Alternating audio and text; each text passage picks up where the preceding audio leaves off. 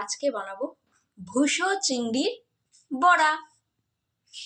এখানে দেখো ভুসো চিংড়ি নিয়ে নিয়েছি, ধোয়া আছে। এখানে ধনেপাতা কুচি, পেঁয়াজ কুচি, কাঁচা লঙ্কা কুচি রেখে দিয়েছি। কড়াইও বসানো আছে। ভুসো চিংড়ির মধ্যে এবার দিয়ে দেব পেঁয়াজ কুচি। পেঁয়াজ কুচির পর দিয়ে দেব কাঁচা লঙ্কা কুচি ঝাল অনুযায়ী। কাঁচা লঙ্কা কুচি দেওয়া হয়ে গেছে। এইবার দেব ধনেপাতা কুচি।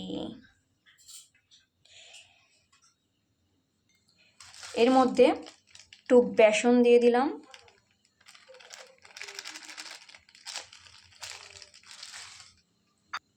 একটু ময়দা দিয়ে দিচ্ছি। দেওয়ার পর এখানে 1 চিমটে হলুদ, 1 চামচ লঙ্কার গুঁড়ো, তারপর দেবো একটু নুন।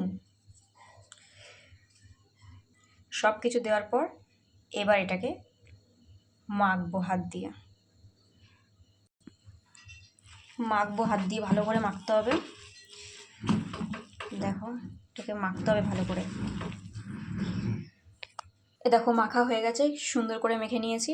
এদিকে তেলও গরম হচ্ছে। তেল গরম হওয়ার পর এবার এই যে হাতে এরকম গোল গোল নিয়ে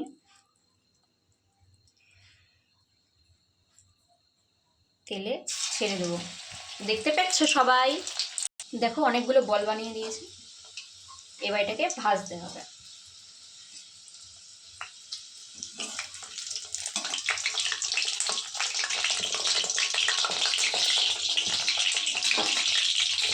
দেখো কি সুন্দর একটা কালার এসছে, মানে উল্টে নিয়েছি এটা।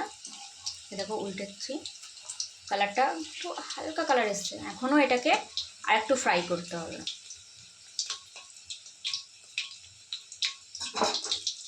এটাকে পুরো লালচে বাদামি টাইপের করতে হবে, তবেই তো খেতে ভালো লাগবে না? এই দেখো এটা এই কালার হয়েছে সব।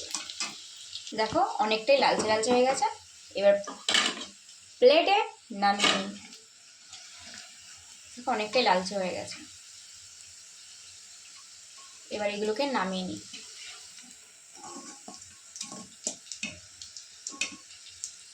নামিয়ে নিচ্ছি প্লেটে এক এক করে।